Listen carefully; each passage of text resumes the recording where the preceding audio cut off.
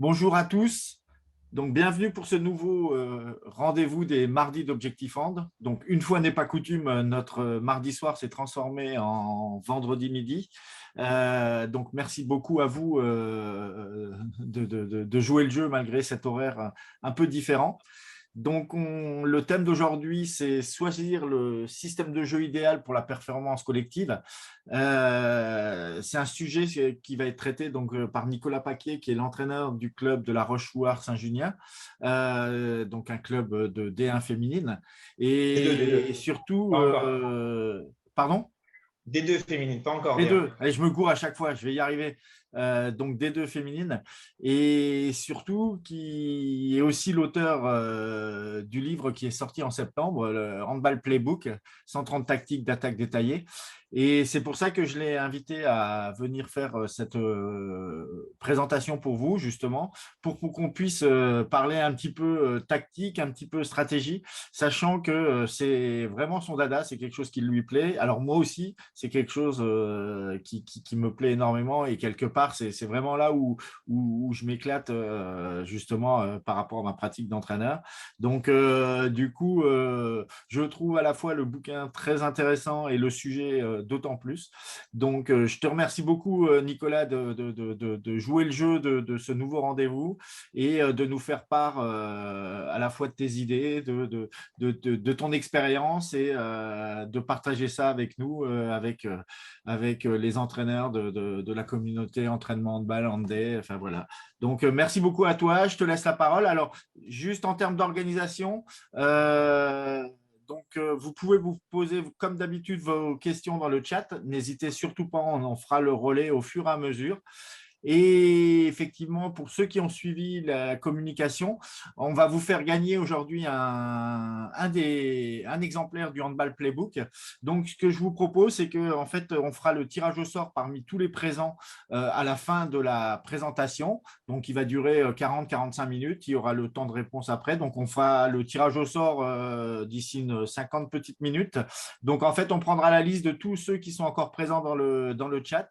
Et puis, Sébastien fera un petit fichier, on mettra un numéro d'ordre et puis Nicolas choisira un numéro et puis on verra le nom qui est en face. Donc voilà, et puis on le fera gagner, je vous l'enverrai après le webinaire. En tout cas, bon, merci encore à toi, Nicolas. Je te laisse la parole. N'hésitez pas si vous avez des questions. Plus ce sera interactif, plus ce sera intéressant. Il y a toujours dans plusieurs têtes que dans une seule. Donc, let's go. À toi, Nicolas. Merci encore. Merci Philippe, bonjour à tous et merci à vous deux pour l'invitation parce que c'est, comme tu l'as dit, c'est une vraie passion pour moi, la tactique, la stratégie et de pouvoir échanger sur cette thématique, c'est toujours un vrai plaisir. Donc, merci beaucoup pour cette invitation et surtout, n'hésitez pas à poser des questions parce que devant l'écran, c'est pas toujours le plus rigolo de parler tout seul. Donc, n'hésitez vraiment pas à poser des questions dans le chat. Rapidement, pour vous faire une petite présentation de moi, donc je suis entraîneur et manager général du club de Rochefort-Saint-Junien en division 2 féminine. On est le petit pousset du championnat. On est monté l'année dernière et on a réussi à se maintenir l'année dernière. Et on se bagarre pour essayer de se maintenir au même niveau cette saison. À côté de ça, je suis aussi préparateur mental. J'ai suivi 5 formations dans ce domaine-là, dont 2 certifiantes. Et j'ai une passion de l'écriture et je suis également auteur. Alors, j'ai sorti 5 livres au total. Là, je vous ai mis en photo les 3 derniers. Il y a c'est 3 livres sur le sport, 2 livres sur l'entraînement, enfin sur le handball et un livre, un roman sur un sport imaginé qui s'appelle Jump Ball. J'en profite pour faire un peu du coup la promotion des différents ouvrages. Pour parler davantage de Handball Playbook, comment l'idée est apparue. En fait, ça fait très très très longtemps que je cherche ce type d'ouvrage, c'est-à-dire un recueil de tactiques au niveau du hand, alors que je farfouille partout sur Internet. J'ai même cherché un peu à l'étranger, en Allemagne, en Espagne notamment, et j'ai rien trouvé. Et j'ai vu que ça existait depuis longtemps dans d'autres sports, comme le foot américain ou le basket. Et Et j'ai vu que ça s'appelait des playbooks. Donc, en fait, quand est arrivé le premier confinement, j'ai commencé à me dire, bah, mince, puisque ça n'existe pas, pourquoi pas tenter de faire un truc. Et j'ai commencé à reprendre mes projets de jeu, à reprendre les analyses des adversaires que j'ai pu rencontrer tout au long de mes saisons, de reprendre les notes des matchs que j'ai pu observer à la télévision, des annonces qui sont faites au temps mort et de ce qui est joué juste après. Et puis finalement, ça a commencé à faire pas mal de petites actions. Et j'ai proposé à l'éditeur Amphora, qui était mon éditeur sur un lundi livre avant, de se lancer éventuellement dans l'aventure, voir si ça pouvait les intéresser. L'éditeur m'a rappelé immédiatement, il m'a dit ça n'existe pas, on fonce, on le fait. Et puis au départ, il m'avait demandé un nombre de tactiques, j'avais dit une centaine, et puis on est arrivé finalement à 130 tactiques d'attaque. J'ai vu qu'il y avait une question tout à l'heure si c'était l'attaque ou la défense. On va être davantage sur l'attaque vraiment ici. Voilà, donc après, l'idée, ça a été de répertorier, de voir comment on pouvait harmoniser un peu tout ça. Et 8 mois après, 4 mois d'écriture et 4 mois de correction, le livre est sorti. Je suis très, très content d'ailleurs d'avoir pu travailler avec Servan, qui est une correctrice incroyable, et Christophe, qui était le graphiste, qui a repris tous mes dessins et qui par bonheur était un ancien de Valeur et qui du coup a pu bien orienter les bonhommes en mettant les bras, parce que vous verrez que moi au départ c'était que des points sur un PowerPoint. Donc Sachant que, donc juste, voilà. excuse-moi Nico, juste j'en profite effectivement, mais c'est qu'en fait Christophe est le graphiste du site Entraînement Handball et de toutes les fiches exercices, c'est lui qui a fait le graphisme de base, même si effectivement, voilà. Donc il avait cette expérience-là aussi. C'est pour ça qu'il y a un petit air de ressemblance. Ouais, tout à fait. Voilà donc un peu l'histoire de Handball Playbook. Donc, je suis très content d'avoir pu sortir ce livre. L'éditeur a choisi un format de poche, j'ai envie de dire. Son idée, c'était qu'il puisse rester dans le sac du coach systématiquement. On a fait le choix aussi de mettre des pages vierges, de manière à ce que l'entraîneur puisse bien comprendre qu'il puisse s'en servir comme lui aussi pour rajouter des actions, parce que c'est loin d'être un livre fini. Et puis, j'insiste sur le fait que c'est un recueil d'expériences. C'est des choses que j'ai notées. Alors, par rapport à ce que j'ai rencontré sur le terrain, ça fait 15 ans que je fais ce métier, que j'ai rencontré sur le terrain, ou alors que j'ai appris lors des formations. Mais je n'ai pas du tout la prétention de connaître l'origine des actions systématiquement. Et c'est loin d'être un dictionnaire. Donc, c'est vraiment un recueil d'expériences, un recueil de terrain que j'ai voulu classifier un petit peu dans ce livre. Donc, voilà, n'y voyez pas l'idée d'un dictionnaire, mais plutôt voilà, un partage d'expériences et de bonnes notes sur 15 ans de pratique. Voilà. Ce que je voulais vous proposer, c'était par rapport à la thématique, c'était de vous dire un peu comment moi je concevais le choix des tactiques, et ensuite vous en présenter quelques-unes, vous montrer quelques vidéos aussi par rapport à ça. Alors, j'ai fait le choix de prendre que des vidéos de mon équipe.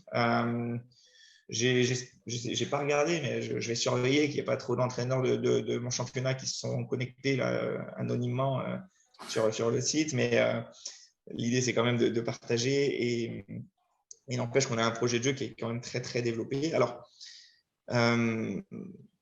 moi, il y a plusieurs choses que je prends en compte. Déjà, la caractéristique de ma propre équipe et de mes joueuses qui la composent. Ce qui fait que chaque année, le projet de jeu est amené à évoluer. Il y a certaines actions qu'on est capable de faire, d'autres on n'est plus capable de faire l'année suivante, tout simplement parce que les joueuses qui composent mon équipe changent, évoluent. Et voilà. Après, ce qui me plaît pas mal, c'est que j'ai la chance d'avoir une équipe qui ne bouge pas tant que ça. Il y a quand même une ossature qui reste assez stable pendant longtemps. Et du coup, au lieu de rester sur une tactique, on va être capable de cette tactique-là, de la développer en 4, 5 versions des fois. Voilà, donc il y a des tactiques que vous allez voir tout à l'heure en images Ce sont des tactiques qu'on utilise, mais on a des versions totalement diversifiées par rapport à ça. Et c'est tout l'intérêt d'avoir une stabilité un peu quand même en termes d'effectifs sur plusieurs années. Voilà. Ensuite, ce que je prends en compte, c'est notamment l'adversaire, parce qu'en fonction de ce que va nous proposer l'adversaire, l'idée, ça sera peut-être d'appuyer plus sur telle ou telle tactique également, sur une circulation des fois plus rapide, ou alors sur le fait d'insister davantage sur des duels aussi en fonction du système qui peut être proposé. Et puis derrière aussi le contexte du match. Je vais donner un exemple très simple. Je suis très joueur. Il y a beaucoup de tactiques que j'aime bien faire, que je me réserve de faire que contre des grosses équipes, tout simplement parce que ça pourrait être mal perçu en termes de fair play, peut-être de le faire face à des équipes d'un niveau moindre.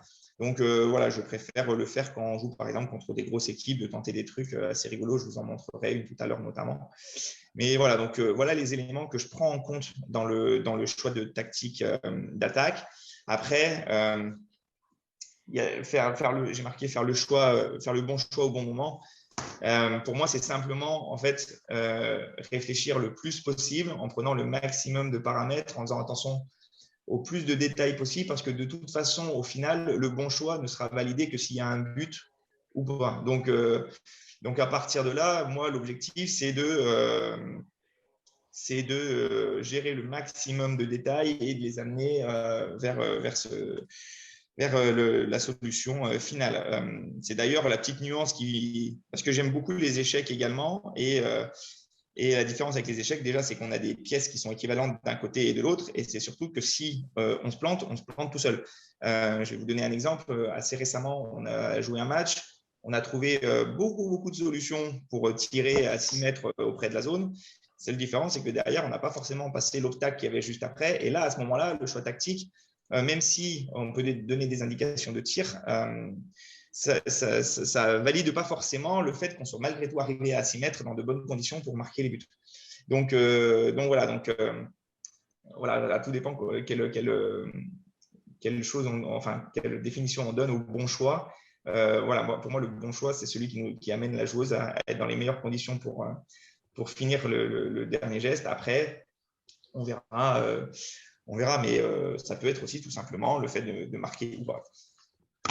Nicolas, il y a justement une question là par rapport à ce que tu disais. Pourquoi tu fais certaines tactiques juste contre des équipes fortes?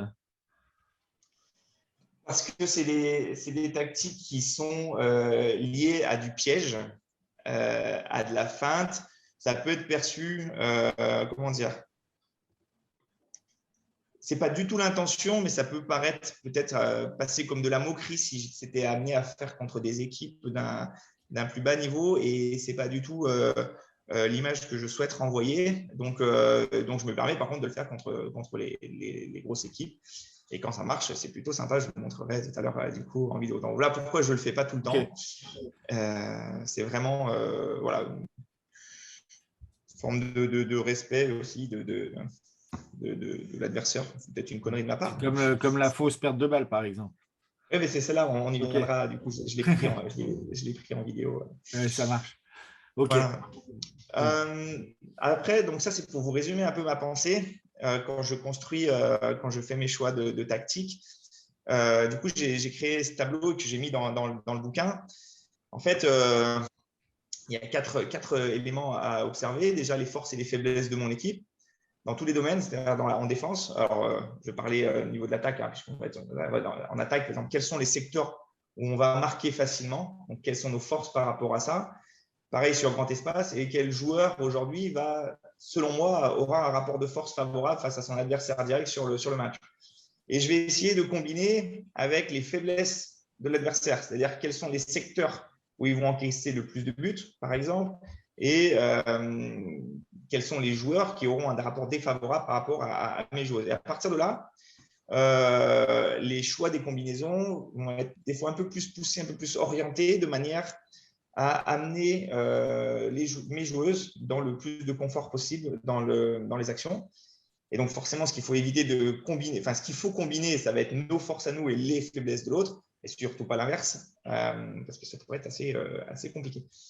voilà donc un peu comment j'essaye les questions que j'essaye de me poser assez régulièrement quand j'aborde un match et de voir ce qui pourrait être mis en place. Pour revenir aussi sur ce que je disais tout à l'heure, c'est pour ça que je n'ai pas trop de gêne vraiment à vous montrer des images de mon équipe aussi, parce que depuis l'année dernière, du fait que mon équipe ait une certaine stabilité, et j'ai par exemple une combinaison qui va s'appeler Saint-Just. Saint-Just, on va être capable de la décliner sous 4 ou 5 formes différentes. Et chaque forme peut avoir des sorties même de balles différentes. Donc ça, c'est assez intéressant. Mais il faut savoir qu'au début, moi, je suis arrivé il y a 7 ans à Saint-Junien, il n'y avait que le 1 et le 2, par exemple. Donc, en fait, on développe les choses. Et aujourd'hui, j'ai la chance de pouvoir faire évoluer mon projet de jeu. Alors, des fois, c'est par des petites touches. Des fois, c'est par des touches plus conséquentes, mais d'un match à l'autre. Parce que les filles sont en capacité de maîtriser beaucoup de choses tactiquement. Et c'est un vrai plaisir. Le projet de jeu dont elle dispose n'est pas aussi conséquent forcément que le playbook, mais il est quand même assez conséquent. Et j'ai la chance d'avoir une équipe qui aime la tactique. Et c'est un vrai plaisir du coup de pouvoir travailler tactiquement avec l'équipe. Je vous avoue que d'ailleurs, quand c'est semaines où il n'y a pas de match, comme ces semaines-là où on est sur du travail un peu plus physique et technique, même, j'ai envie de dire, c'est beaucoup moins passionnant pour ma part. C'est nécessaire, mais c'est beaucoup moins passionnant pour ma part. Et j'aime tellement préparer les matchs, connaître l'adversaire et savoir pour essayer de trouver le bon truc. Alors, des fois, on se plante, hein, comme tout le monde, bien entendu. Ce que j'explique souvent aux joueuses, c'est surtout faites de A à Z en gérant, en étant le plus juste possible dans le détail sur la combinaison qui va être demandée.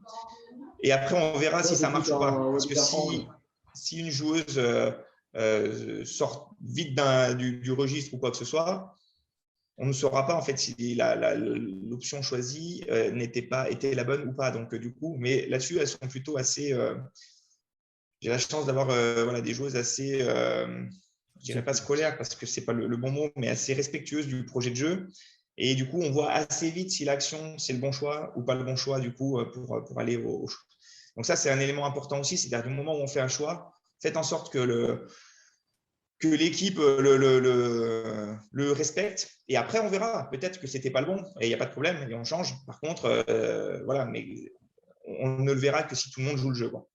Et juste, j'ai une question là, justement, pour faire le lien avec ça, puisque au tout début, tu parlais, puis tu as réutilisé le terme du projet de jeu. Donc, effectivement, en tout cas, moi, la compréhension que j'en ai, c'est que le projet de jeu, c'est ce qui va nous guider pendant tout au long de la saison. Par contre, justement, dans ta préparation et sur ce tableau-là, c'est choisir sa tactique d'attaque, par exemple, en fonction de l'adversaire. Donc, du coup, comment tu fais le mix entre les deux, c'est-à-dire, effectivement, d'avoir ce projet de jeu global qui va être ton fil rouge sur une saison ou sur plusieurs même, si tu as une équipe stable, et effectivement l'adaptation individuelle, enfin à ton adversaire. Ouais. Il y a déjà différentes choses. Une fois que j'ai isolé un peu le point faible, qui me semble être le point faible de l'adversaire, je vais prendre la combinaison qui se rapproche le plus possible comment dire, où nos temps forts vont se réunir ou se densifier sur ce secteur-là. Je vais essayer d'amener des joueuses qui sont à l'aise dans du duel ou du tir de loin dans certains secteurs. Et ensuite, des fois, je vais jouer sur…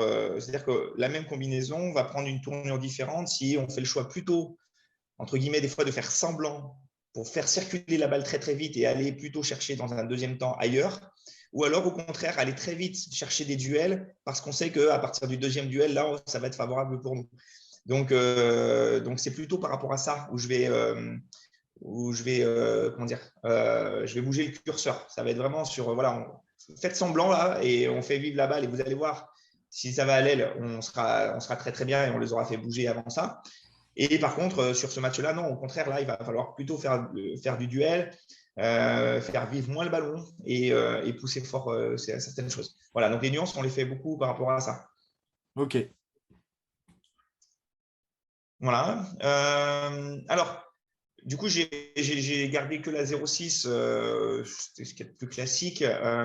Ça, c'est une page qui est qui est présenté dans le livre, notamment, qui est plus joli dans le livre. Hein, c'est juste pour justement, vous voyez le genre de dessin qu'a pu recevoir Christophe et qu'il a dû retoucher avec des petits bonhommes. Donc voilà, donc après, l'idée, c'était au départ, ce n'était pas trop prévu, mais j'ai présenté un peu tous les dispositifs parce que l'éditeur, qui était un néophyte au niveau handball, quand il a reçu le premier manuscrit, il était un peu perdu. Donc je me suis dit, il faut faire quelque chose de plus simple, de plus clair, de manière à ce que tout le monde, ce soit accessible à tout le monde. Donc du coup, j'ai représenté un peu les dispositifs en expliquant les points forts, en expliquant les points faibles. Et avec cette deuxième image aussi, qui est assez intéressante, je trouve, c'est, on va dire, la zone de shoot, généralement, face à une défense 0-6. Mais la question qui est intéressante de se poser, c'est est-ce que finalement, ça va être vraiment une zone favorable à l'attaque ou au contraire, si la défense a fait ce choix-là, c'est parce qu'au contraire, elles sont très, très à l'aise sur tout ce qui est tir de loin. Donc c'est aussi une question qui est intéressante de se poser parce que des fois, la 06, souvent, la 06, elle est aussi mise parce que c'est le schéma classique et qui est, entre guillemets, un peu celui qui est rassurant, qui est pour moi une image totalement fausse. Mais par contre, je parle au niveau des joueuses et des joueurs, hein, c'est assez terrible cette culture-là. Mais n'empêche que voilà, c'est intéressant de se poser la question à savoir si vraiment on est à l'aise de loin ou pas. Est-ce que la 06 ne va pas vite se transformer en une sorte de 2-4 parce qu'il y a des numéros 2 qui montent très très haut, une fausse 1-5 parce qu'il y a le numéro 3 qui sort très très vite derrière. Et finalement, cette zone favorable de l'attaque ne sera peut-être pas si favorable que ça parce qu'à 9,50 m, on va prendre un impact et que ça ne sera pas le bon choix. Donc en fait, voilà, c'est souvent intéressant de se poser malgré tout cette question-là. Et je vous ai noté une petite info aussi qui je trouvais assez sympa, ce qui s'appelait le jeu à blanc. C'était dans les années 60. Oui. La Roumanie, elle jouait des attaques à blanc, c'est-à-dire qu'en fait, face aux défenses comme ça alignées, elle jouait une combinaison et elle n'avait aucune intention d'aller marquer. Et puis elle revenait à sa place et puis elle la rejouait juste après avoir vu en fait un peu le déplacement des défenseurs et un peu vu qui sortait du dispositif ou pas, de manière à mettre le temps fort au bon moment, au bon endroit. Donc je trouve ça assez rigolo de le notifier parce que c'est vraiment une sorte d'analyse avant.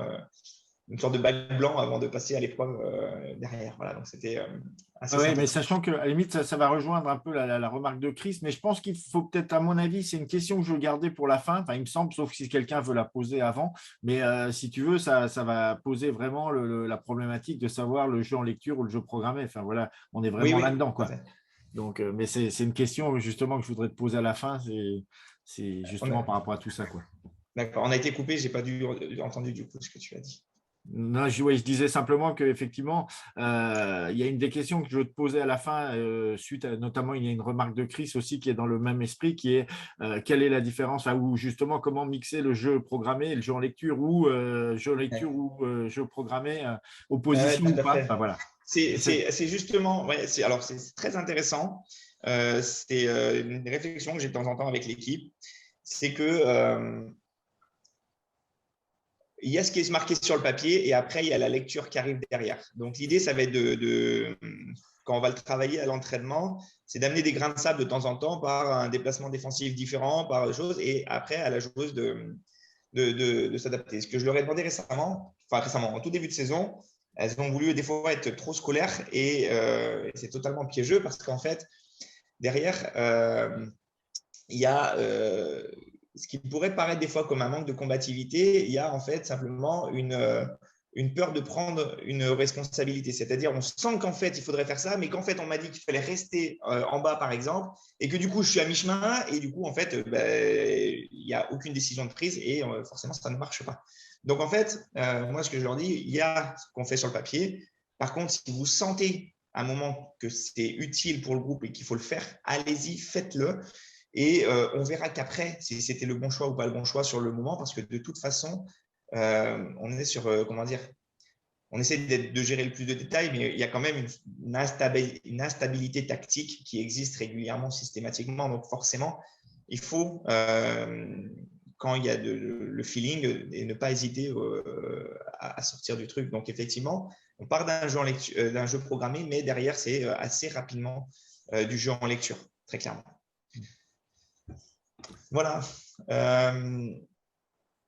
Bon, je rappelle un peu dans le bouquin aussi les grands principes d'attaque pour le dispositif 06. Donc, l'idée, déjà, d'aligner les défenseurs, diviser la défense à partir d'au moins un bloc et puis concentrer 3 défenseurs d'un côté pour ouvrir après les espaces de l'autre côté. Alors, j'ai repris quelques tactiques qui sont, et je vais pouvoir vous les montrer en image, quelques tactiques qui sont dans le bouquin. Donc, ça, c'est celle qui est marquée c'est la première du bouquin.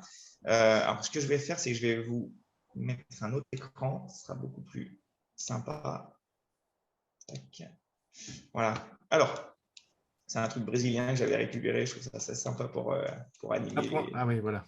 Ouais. Donc, en fait, donc double croisé sur la base arrière. Voilà, nous, comment on va le jouer, par exemple. Alors, des doubles croisés sur la base arrière, on en voit assez régulièrement, hein, un croisé qui part d'un demi-centre pour un arrière et l'arrière qui va chercher de l'autre côté, avec la première intention, très clairement, de désaligner le numéro 3 ici en enchaînant des temps forts ici, secteur central, pour soit trouver l'intervalle 3-2, soit trouver la relation avec le pivot, soit, si ça reste très très bas, aussi prendre ce shoot de loin. Nous, ce genre d'action-là, on insiste très très fortement, ma demi-centre notamment est très vigilante à ça, à ce que mes arrières soient sur un premier temps de fixation très externe ici, vraiment. Et quand bien même la 2 serait un peu à l'ouest, de la jouer au duel dès le départ, par exemple, donc passer du jeu en lecture, du jeu programmé au jeu en lecture, par exemple, de manière à vraiment excentrer les numéros 2 ici. Donc sur une circulation de balle, déjà d'excentrer très très fort les numéros 2. Et ensuite, de demander à la demi-centre, avant d'aller chercher le premier croisé, de venir fixer cet intervalle fort ici, commencer à tirer cet numéro 3-là, de partir fort dans l'autre intervalle ici, de obliger elle à revenir et elle à sortir et d'enchaîner ensuite ici par ce croisé-là. Et si on n'a pas trouvé la solution, d'enchaîner encore par le croisé ici. Je vous avoue que j'ai une demi-centre assez habile et qui sur ce genre de situation, est assez à l'aise et en fonction du style de la défense, peut trouver assez rapidement des solutions 2-3 ici ou avec la pivot qui est aussi une pivot assez à l'aise dans ce type de jeu-là. Donc voilà, donc ça c'est une situation assez fréquente hein, qu'on est amené à mettre en place. Et après, on l'a diversifié sous différentes formes. Qui va commencer le croisé? Est-ce que le pivot va être là ou ailleurs? Voilà, donc je vous montrerai les images juste après. Mais voilà un peu l'idée sur cette action-là. Vraiment de désaligner le numéro 3 ici de manière à trouver peut-être solution pivot directement ensuite. Le même type de situation, je vous la montre, c'est l'action numéro 2 dans le bouquin. En fait, la seule différence, c'est qu'on va positionner la pivot ici et en fait, on va passer un peu dans un mode où on va faire un peu semblant au départ d'attaquer les numéros 3, alors qu'en fait, notre intention, très clairement, c'est d'amener les numéros 3 le plus possible dans ce secteur-là, de manière à avoir un 3 contre 2 ouvert à la fin ensuite. Donc, en fait, on va simplement enclencher un croisé demi-centre arrière où je demande à la demi-centre de ne pas être dangereuse sur ces situations-là. À l'arrière, de venir très, très fort, attaquer l'espace 2-3 ici de manière à attirer la numéro 3 là, de croiser avec cet arrière-là. Attention, l'idée, c'est que l'arrière n'aille pas plus loin, on va dire, entre guillemets, que le milieu ici, mais du moins, l'idée, ça va être d'attirer cette numéro 3 là au contraire, de manière à ouvrir le plus possible le 3 contre 2 là-bas. Ce qui est important, c'est que la demi-centre garde de la profondeur pour ne pas être gêné sur une éventuelle montée inversée. Ça, c'est le piège, hein, très clairement. Ce qui est intéressant, c'est de laisser dans un premier temps la pivot dans ce secteur-là, de manière à ce qu'il y ait une sortie de balle possible pour l'arrière qui est venu croiser ici. Fréquemment, ce qui se passe, c'est qu'on envoie la balle ici. Nous, on aime bien le jouer parce qu'en fait, on ne l'a pas fait cette année d'ailleurs, je crois, ça viendra peut-être bientôt. Mais nous, on amène la balle généralement jusqu'à l'aile et on termine parce qu'en fait, ce qui se passe, c'est que quand la défense est pris un peu de vitesse, elles ont tendance à flotter fort, fort, fort ici. Et en fait, on termine souvent par un kung-fu en fait, entre l'ailière et l'arrière ici. Voilà. Donc ça, c'est une action qui est un peu dans le même style que l'autre, mais l'intention, le mouvement de la base arrière est quasiment le même. On va dire que c'est un croisé demi-centre arrière, croisé arrière-arrière ensuite, mais finalement, pas du tout la même finalité recherchée sur cette situation-là. Quelques images. Je ne pense pas que Ludo, le coach de Vaux-en-Velin, soit là. Il n'est pas là, Ludo. Non, je crois pas. Voilà. C'est pas la demi-centre qui est le plus à l'aise sur ces situations-là. Vous avez vu l'arrière qui est quand même fixé fort externe ici. Alors, pour info, c'est une ailière hein, qui shoot ici. C'est juste que sur ce match-là, mais je n'avais pas d'arrière. Donc voilà, mes arrières qui vont vraiment excentrer au maximum ici. Demi-centre qui va amener le 2-3 ici, de manière à essayer de… Après, il y a la relation pivot, dès que le numéro 3 désaligne. Encore une fois, c'est une ailière, elle n'est pas habituée souvent sur ce style de jeu-là. Voilà, on va essayer de… Voilà, si la 3 ne se défend pas, bah, effectivement, continuer dans l'espace 2-3 ensuite. Tac, il y a vraiment une volonté. Voilà, si derrière, on sent l'espace, bah, on fonce dans l'intervalle. C'est aussi l'idée. Je vais voir si je peux…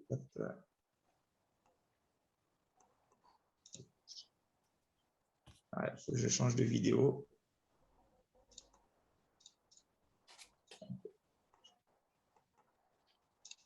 Il y a Alexandre qui dit qu'on n'a pas vu grand-chose sur les vidéos. Mince. Ça allait trop vite. Ah, ça allait trop vite. Mince. Ouais. Bah, je vais essayer de la remettre alors. Ouais, essaye de vu que je les connais un peu par cœur, c'est vrai que je ne fais pas attention. Merci de me prévenir d'ailleurs. Je vais remettre. Hop. Merci.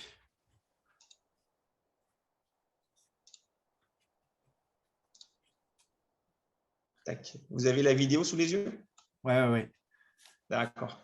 Donc, je remets. Donc, bon, là, ce n'est pas mes arrières habituelles. Hein. Ma demi-centre, en vrai, elle est ici. Là, c'est deux ailières en fait, qui ont joué sur ce match-là. Donc, moi, les repères ici, c'était un match de l'an passé. Donc, voilà. Donc, en gros, l'arrière, vraiment l'idée d'amener la numéro 2 le plus externe possible ici, de manière à déjà ouvrir un 2-3 assez intéressant. Dans ce style de jeu, cette demi-centre est très à l'aise en vrai ici. Donc là, on voit qu'elle a moins la maîtrise de cette action-là. Et derrière, voilà, donc se croiser, ça ne monte pas, ça prend le tir. Là, voilà, on voit que la demi-centre habituelle est en place. On voit l'arrière, encore une fois, qui mobilise extérieur très, très fort ici pour amener la numéro 2. On voit qu'il y a déjà des espaces importants ici et que quand la demi-centre va revenir, voilà, on voit déjà qu'il y a des solutions assez intéressantes sur les alignements autour du pivot qui peut se créer. Vous me dites hein, si ça va… c'est déjà mieux, c'est déjà mieux. C'est toujours alors, si c'est saccadé, un petit peu, mais c'est mieux. C'est saccadé parce que des fois, je fais des pauses. Ouais, mais c'est bien que tu fasses les pauses parce que justement, ça permet de voilà. régler. Non, c'est mieux. Voilà. Donc là, par exemple, ce qui est intéressant de voir, c'est que mon ailière, qui n'est pas habitué à jouer sur ce jeu-là, fait une fausse fixation. C'est-à-dire que, par exemple, là, elle vient fixer à 9 mètres, alors que si elle avait pu le travailler un peu plus sérieusement à l'entraînement, j'aurais insisté sur le fait qu'elle regarde la cage, qu'elle soit en capacité de créer davantage de danger, parce que là, on voit très vite que le défenseur est déjà parti, alors qu'elle aurait très bien pu… voilà, là, moi, j'attends qu'une chose, c'est qu'elle fasse fin de passe et qu'elle parte dans l'intervalle, très clairement. Parce que, le cas aussi tout à l'heure sur l'action précédente, ta numéro 2 pouvait attaquer directement. Ouais, tout à fait. Défenseur avait déjà anticipé.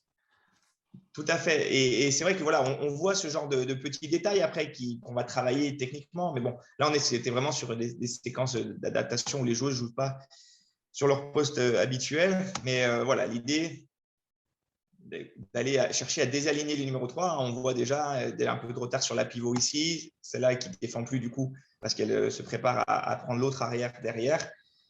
Donc, c'est une action qui avait bien fonctionné sur ce match-là, par exemple. On avait insisté. Alors, nous, on part du principe que quand il y en a une qui marche, généralement, on essaye de rester dessus.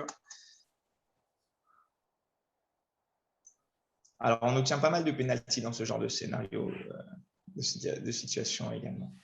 Mais ce qui pose, là, je te rejoins sur les pénaltys, ce qui pose la question, effectivement, des savoir-faire défensifs, même sur une 0-6, où on croit que c'est plus peinard, mais en fait, on a plus de 2 minutes et plus de pénalty parce qu'on n'a plus les savoir-faire défensifs. Enfin bon, ça, c'est… Ah ouais, tout à fait. Tout à fait. Alors, comment… Tu as perdu le partage? J'ai perdu l'écran. Je pense qu'il faut que tu repartages l'écran. Ah, c'est bon. Ouais. Écran partagé. Voilà. Hop, c'est à l'autre vidéo. Vous me dites quand vous l'avez. C'est bon. OK. Donc là, c'était la même action, sauf que le pivot, on l'a décalé entre 2 et 3, par exemple. Donc ça, c'est une vidéo d'il y a 2 ans, hein, par exemple. Donc là, la demi-centre, la différence, elle n'est pas du tout dans l'idée de mobiliser les numéros 3. L'idée, ça va être, au contraire, d'amener les numéros 3 le plus possible dans le secteur là-bas, de libérer très vite la balle à la demi-centre de manière, bon, voilà, elle finit le travail, mais d'avoir le plus d'espace possible sur le 3 contre 2 extérieur. Cette pivot était d'ailleurs très, très habile dans le gain de position sur le 3 contre 2 extérieur. Voilà, l'idée, c'est encore une fois de ne pas aller trop loin pour aller chercher le 3 contre 2 extérieur. Ensuite, ici, je crois qu'on le verra mieux sur les actions d'après. Il y a le son là en plus. Je vais couper le son. Donc là, pareil, l'idée de libérer vite la balle. Là, la demi-centre est quand même pas très, très bien placée. Elle aurait pu être un peu plus extérieure.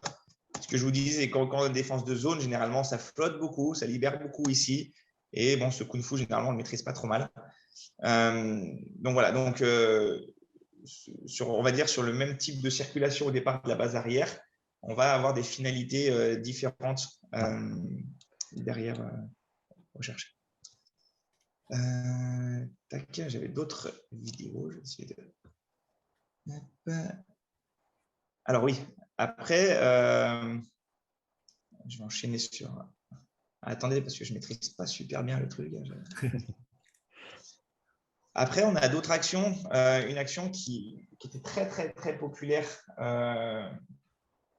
avant que je fasse du handball et que je trouve assez sympathique. C'est ce qui s'appelle le petit train. Alors, j'ai découvert qu'il y avait plein de noms différents parce qu'il y avait plein d'actions différentes. En fait, le petit train, en gros, c'est quoi? C'est l'ailière qui va suivre la circulation de balles.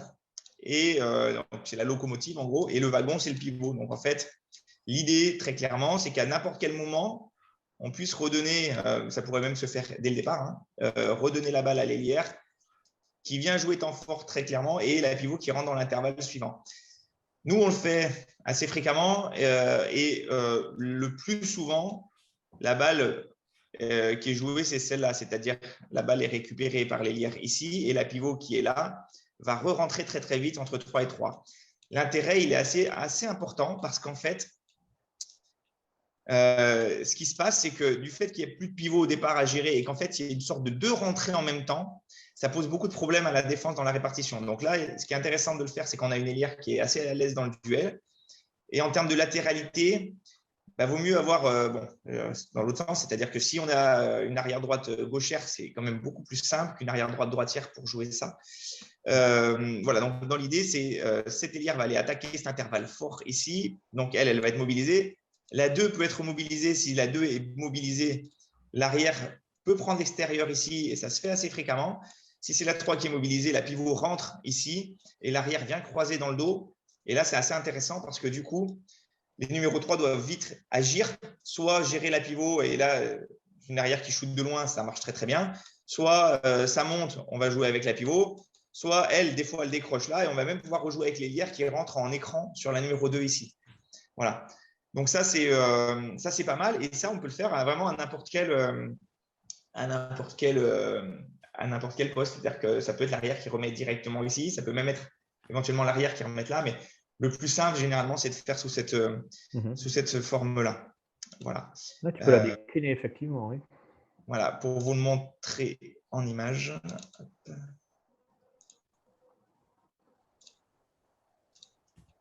Okay.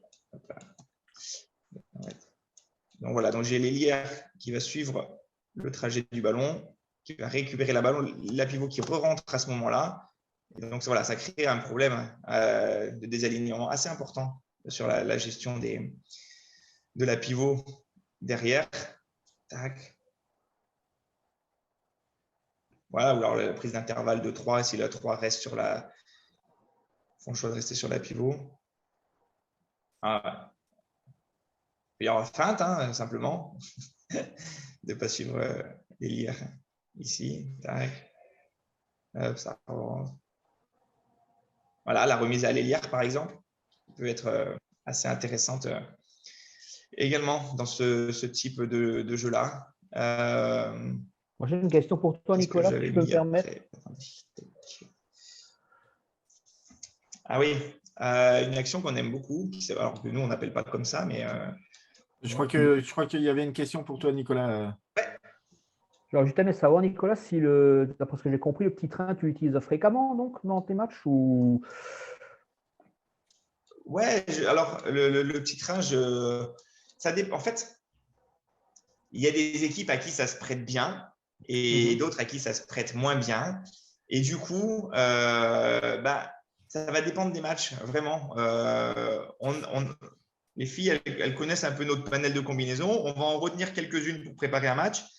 Mais des fois, on va se rendre compte qu'en fait, ça peut être sympa de ressortir celle-là parce que finalement, on ne l'avait pas bossé, mais ce n'était pas très grave parce qu'on sait que c'est ce qui va peut-être fonctionner. Et puis, du moment où on voit que ça offre des solutions, on va enchaîner. Et puis, des fois, une joueuse qui pourrait être très, très surveillée sur un début de match le sera moins après. Et du coup, si cette action met en valeur une joueuse, on va peut-être le garder pour un peu plus tard dans la partie de manière à ne pas l'exposer difficilement au départ.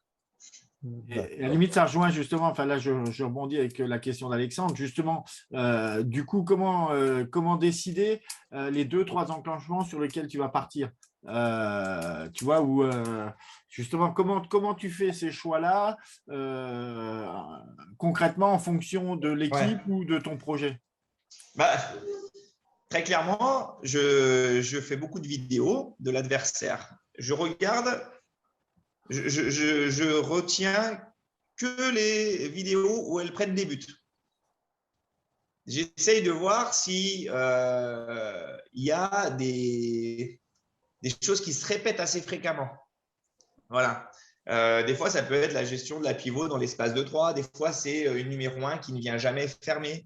Des fois, c'est une numéro 2 qui met beaucoup, beaucoup de profondeur. Voilà. Et donc, une fois que j'ai vu voilà, mon option première, c'est ça. C'est je regarde comment elles prennent des buts. Ça ne m'intéresse pas de savoir quand elles défendent bien. Je veux savoir comment elles prennent des buts. Et à partir de là, ça me donne déjà quelques éléments des éléments de choix d'enclenchement. Et après, il y a une autre information que je prends en compte, enfin 2 autres informations. C'est qui prend le plus de 2 minutes en face et est-ce que ça ne vaut pas le coup des fois de l'isoler pour essayer de la travailler et de la pénaliser et des fois, je fais aussi le choix de regarder qui est la meilleure joueuse en face. Est-ce que ça ne vaut pas le coup de l'isoler et d'essayer de la pénaliser dans ce secteur-là? Voilà un peu les choix qui peuvent être amenés pour des enclenchements. Et là, juste pour rebondir là-dessus, effectivement, là, toi, tu as l'outil de la vidéo, mais pour une majorité d'entre nous, on n'a pas la vidéo. Justement, comment nous faire ces choix-là quand on n'a pas, soit alors des fois de temps en temps, ou on n'a pas de vidéo du tout. Et justement, du coup, est-ce qu'il vaut mieux préparer des choses en fonction, alors surtout dans une première phase de championnat, dans une deuxième, on peut avoir pris des notes, mais dans une première phase de championnat où on ne connaît pas l'adversaire parce qu'on n'a pas forcément de vidéo, comment on peut gérer ça à ton avis? Alors, s'il n'y a pas la vidéo, il y a 2 choses à faire. Il y a de faire copain avec le coach qui joue tous les matchs avant vous. C'est-à-dire que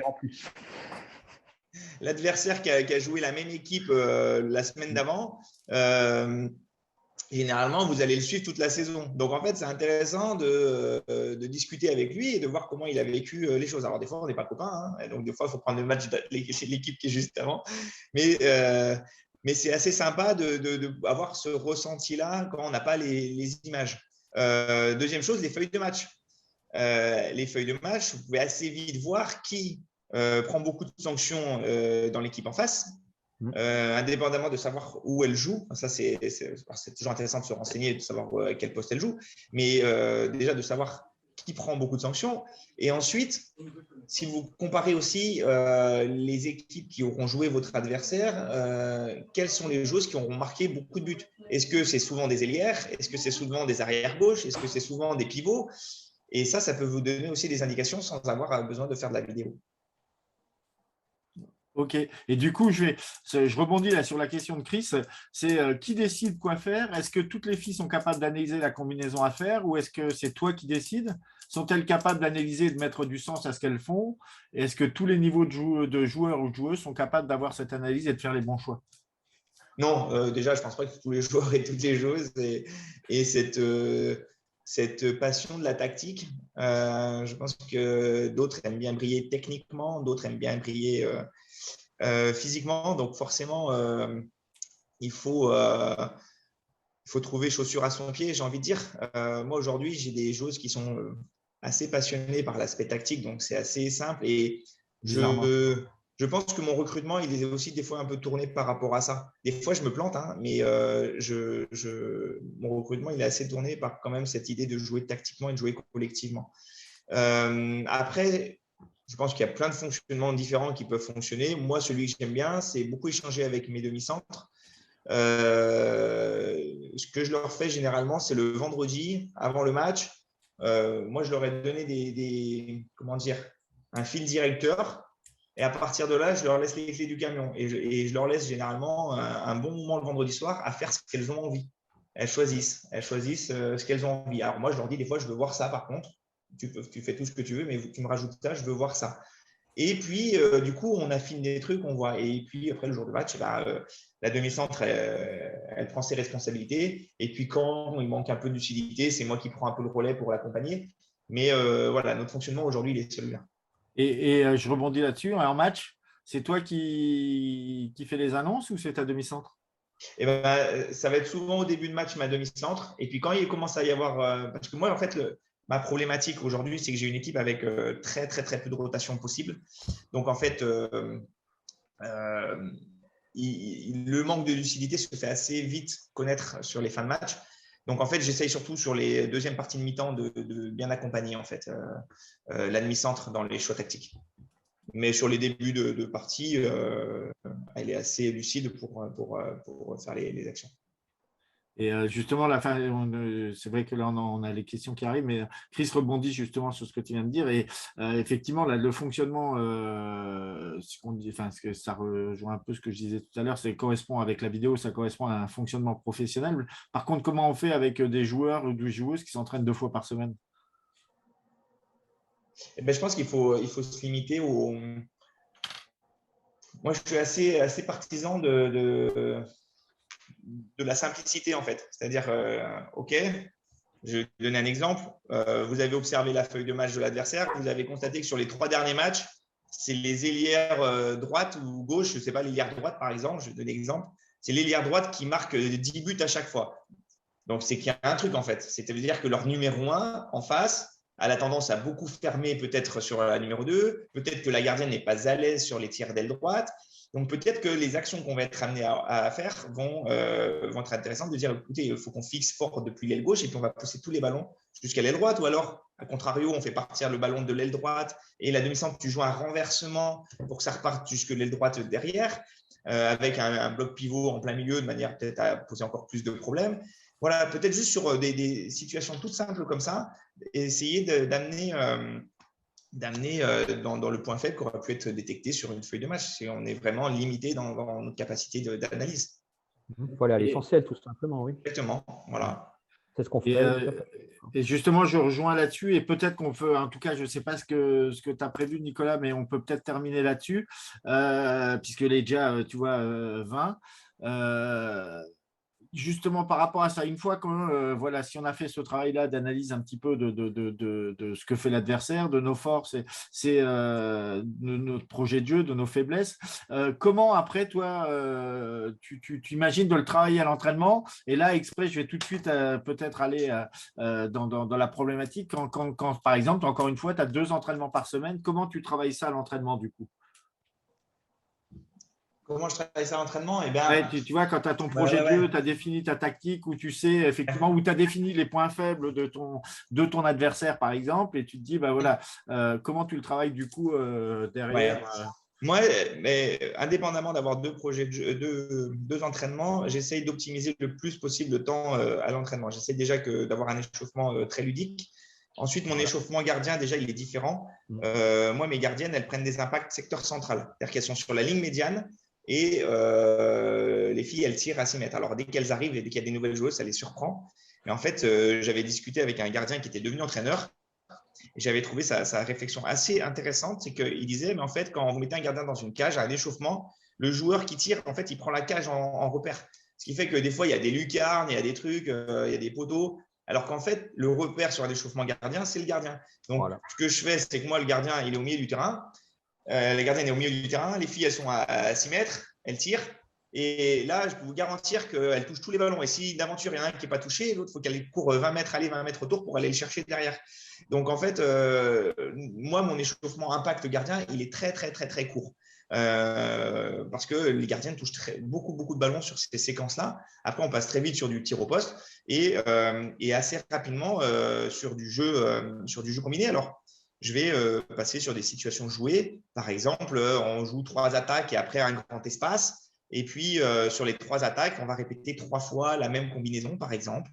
Et ça, tout le monde entraînement. Et puis, je vais demander à la défense un moment de mettre un petit grain de sable à un moment pour voir ce qui peut éventuellement se passer, voilà, de manière à ce que la combinaison soit le mieux maîtrisée possible. Si je fais 2 entraînements, peut-être que je pourrais maîtriser 2 combinaisons. Si j'en fais 4, j'en maîtriserai peut-être 4. Mais l'idée, c'est de pouvoir justement passer sur ce qui était écrit tout à l'heure, du jeu programmé au jeu en lecture, le plus simplement possible en ayant une diversité d'activités le plus possible. Voilà. Ok. Juste par rapport au timing, est-ce que toi, tu souhaites conclure rapidement et puis qu'on laisse place aux questions derrière s'il y en a encore? Je vous montre une petite vidéo. Comment? Je vous montre une dernière vidéo qui me fait plaisir. Ouais, voilà. Mets-nous la feinte, la fausse feinte, la fausse paire de balles. T'inquiète. Ça y tient. Ah oui, j'y tiens, ouais. Oui, tu as raison, parce que moi, elle m'a bien plu. Ouais, mais là, je l'ai en bonne qualité en plus. C'est vrai qu'elle est bien, c'est vrai. Et vous en tout cas, le temps que Nicolas mette la vidéo, n'hésitez pas à poser vos questions dans le chat. Vous voyez quoi à l'écran? Là, pour l'instant, on a handball le Brésil. Ah, ok. Allez, je vous montre ça pour finir. Du coup.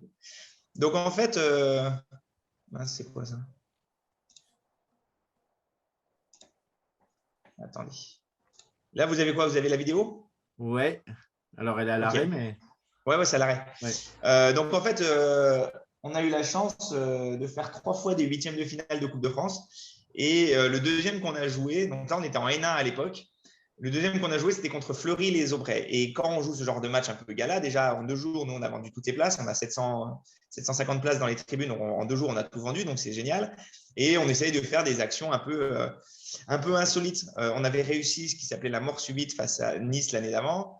Et là, on avait décidé de faire la Oops 2 parce qu'il y a une Oops 1. Et en fait, là, on prend le vent des Paula, mais… Et en fait, l'action, on la travaille à l'entraînement. Alors, on l'a fait une fois dans le match. On a pris beaucoup de temps pour le faire. Mais en fait, l'idée, elle est assez simple. Mon arrière droite, ici, va chercher de la résine. Ma pivot vient se positionner entre 1 et 2 de manière à ce que l'ailière, la numéro 1, ne sorte pas ici. Et en fait, mon ailière devient arrière. Je n'ai plus d'ailière droite. Donc, on va chercher de la résine et on va enclencher une espagnole de l'autre côté. Ce qui est important, c'est de bien réussir sa mauvaise passe. Très, très important. Parce que si on la fait trop courte, on va se faire intercepter. Si on la fait trop longue, personne ne rentrera dans le truc. Donc, en fait, on fait une espagnole ici. Et alors là où les joueuses ont été un peu timides, on voit, elle tend les bras. Il y avait un jeu théâtral, en fait, normalement, vraiment un peu plus fort, j'attendais, où on s'agace sur l'ailière, en fait. Ça, j'aime bien le mettre des fois, le jeu théâtral dans les situations. Elles ont un peu plus des mal, les joueuses, mais c'est vrai que le théâtre peut avoir son intérêt. Et en fait, du coup, on ne replie pas. Donc, Fleury part en contre-attaque. Et moi, ma joueuse qui est partie prendre la résine rentre sur le terrain. Et voilà. Et j'adore parce que le coach, il comptait les joueuses. Mais voilà, c'était la petite truc rigolote. J'avais beaucoup, on avait beaucoup aimé la faire. Et c'était assez rigolo parce que les gens avaient cru que c'était un coup de bol. Oui. Alors, en fait, oui, non, évidemment. pas du tout. Voilà. Non, c'est… Voilà, il faudra qu'on essaye ça à notre niveau. Si ça ne marche pas, on se retournera vers toi. Si les joueuses ou les joueurs n'arrivent pas, on dira il faut aller voir Nico. Exactement. Exactement. Voilà. Mais par contre, il y a la houppe 1 qui existe. La houppe 1 est très, très bien face à des numéros 1 qui ont l'habitude d'anticiper à mort sur des départs, des départs en contre-attaque. Et ça marche vraiment très, très, très bien. Voilà. Ok, alors justement, il y a une question là de HBC Nangy, justement, mais alors effectivement, je pense que ça mériterait presque une deuxième émission. C'est les tactiques défensives, parce que justement, je vais poser sa question. Est-ce que tu mets en place des tactiques défensives pour tendre des pièges à l'attaque, comme sur la défense coréenne, par exemple? Oui, je mets des tactiques en défense. C'est plus sur le choix des dispositifs et sur le fait d'être dans l'acceptation. C'est-à-dire, du moment où on va faire des choix de dispositifs étagés, d'accepter de prendre des tirs dans certains secteurs. À partir du principe qu'on ne peut pas défendre partout. Et donc, forcément, on va faire ces choix-là. Des fois, je demande à mes gardiennes aussi si elles préfèrent prendre un tir d'arrière entre 1 et 2 ou plutôt d'aller jusqu'à l'aile. Alors des fois ça perturbe mes numéros 1 parce qu'elles se disent mais mince, ça donne l'impression que je viens pas fermer et puis l'autre elle arrive quand même pleine bourre. Mais sauf qu'en fait ma gardienne elle va préférer au contraire prendre un tir sur une arrière qui saute vers l'extérieur qu'une ailière qui est plutôt peut-être forte qui va sauter vers l'intérieur. Voilà, donc des fois c'est le faire comprendre ça simplement des fois au numéro 1 mais d'intégrer aussi les demandes des ailières par rapport à ça. Pour tout vous dire, j'essaye de convaincre petit à petit, mais j'en suis encore très, très, très loin sur le fait de partir sur une défense. J'en suis vraiment très, très loin, je vous le dis. De partir sur une défense à 7 contre 6. Alors, je vous explique. Ah, oui. J'essaye de convaincre et il faudra que je le teste un jour à l'entraînement malgré tout. Mais aujourd'hui, dans la culture de mes joueuses, c'est compliqué de passer cette barrière-là. Donc, partons du principe qu'il y a un engagement, d'accord? Je vais mettre tout le monde ici. Et donc, chacune a la sienne. Et en fait, de dire, je ne mets pas de gardienne. Ma gardienne, je la mets ici, en fait, très clairement. Et chacune défend sur là. Et en fait, je me dis, mais qu'est-ce que va penser celle qui a le ballon ici? Est-ce qu'elle va se dire, je vais tirer? Sauf que la gardienne qui est là, elle peut largement revenir pour stopper le tir qui peut être pris là. Est-ce qu'elle va dire je vais faire une passe, mais elle va se poser la même question, est-ce qu'il faut tirer de loin ou pas? Donc perturber déjà dans le jeu ici. Et quand bien même, peut-être que celle-là va peut-être vouloir faire une passe là, qu'elle va peut-être être battue ici, mais peut-être que la gardienne sera assez proche pour sortir sur le truc. Voilà. Bon, je vous avoue que j'arrive pas encore. Elles comprennent l'idée, mais elles sont pas chaud patates pour tenter le truc pour le moment. Mais j'aimerais déjà ne serait-ce que le tester, tester à l'entraînement. En fait. Et il y avait Charles qui posait juste la question en passant. C'était quoi la défense coréenne? Donc la défense coréenne, pour moi, c'est une défense assez étagée. Ouais, moi aussi, oui. Assez étagée, un petit peu 3-3, mais très, très haute. Voilà, je comprends ça dans la défense coréenne. Ouais, tu tends les pieds, quoi. Beaucoup les... Voilà, tout à fait. Ouais. Mais en tout cas, voilà, effectivement, je pense que c'est un sujet qui mériterait qu'on peut largement dépasser le temps. On le voit notamment dans les réactions dans le chat. Et je pense que, tu vois, ça m'a donné l'idée là. Je pense qu'on va peut-être essayer d'organiser, je ne sais pas encore comment, mais un débat justement autour du jeu en lecture ou du jeu programmé, parce que je crois que c'est l'éternel débat. Et je pense que ça peut être intéressant de croiser les points de vue autour de ça. Ce sera peut-être l'objet d'un prochain rendez-vous, voilà, voir comment on peut organiser ce type de débat avec deux invités, ça pourrait être sympa. En tout cas, donc Nicolas, je te remercie beaucoup de ce moment-là, effectivement, avec plein de choses intéressantes. Ce qu'on va faire rapidement, c'est qu'on va faire le tirage au sort pour le livre. Philippe, je te coupe parce que je vois dans la discussion, je vois Alexandre qui marque, qui souhaiterait tester la défense à 7.6. Je serais très, très intéressé pour voir en image si d'aventure il pouvait le faire. Ça pourrait être très intéressant. Voilà. Alors, j'ai une question. Est-ce qu'on peut se faire une session sur l'analyse vidéo d'un match avec Nicolas? Ah ben ouais, pourquoi pas. Enfin, moi, je suis ouvert à ça. Et il précise l'équipe de France, par exemple, hein, donc pourquoi pas. Ouais, alors moi, je serais très à l'aise pour vous détailler les équipes que je peux rencontrer cette année. Après, faudrait que je prenne le temps de découper un match de l'équipe de France. Mais Là, je peux te le faire à la rigueur si tu veux, Nico, hein. ouais, pourquoi pas. Mais oui, comme vous voulez, ça peut être sympa. Ouais, mais écoute, du coup, moi je trouve Alexandre, c'est une très bonne idée. On va essayer de voir, on va essayer d'organiser ça. Mais effectivement, enfin, tu vois, le sujet, en tout cas, Nicolas, le sujet intéresse, le sujet, enfin voilà, amène à plein de questions, donc c'est super intéressant. Juste, voilà, je vous propose pour rester un peu dans le timing quand même, malgré tout, c'est que Sébastien fasse le tirage au sort.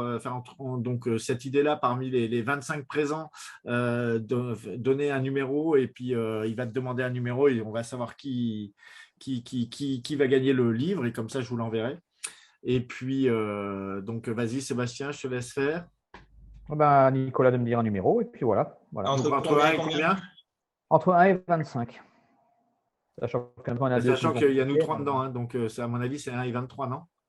Voilà, c'est ça, oui, tout à fait. Oui, Eh ben 22. Je suis né le 22 juillet. Voilà. 22, je vais voir si cette personne est encore là. Touk. Je vais voir. Je fais juste un petit. Malheureusement, cette personne n'est plus là. Ok. Eh ben juillet, c'est le 7, alors le 7. Tiens, c'est Charles. C'est Charles qui a gagné.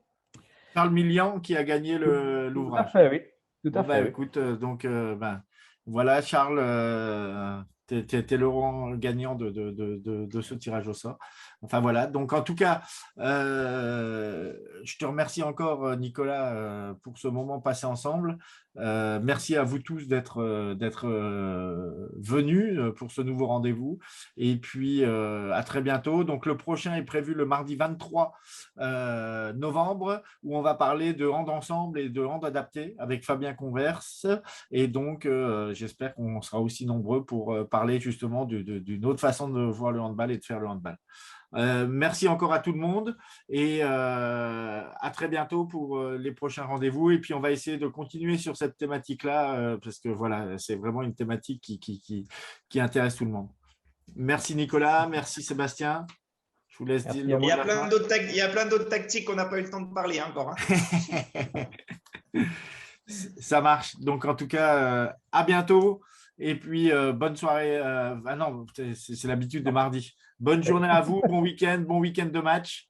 Et de belles réussites ce week-end à vous pour ces Game Days. Merci, bonne fin de journée.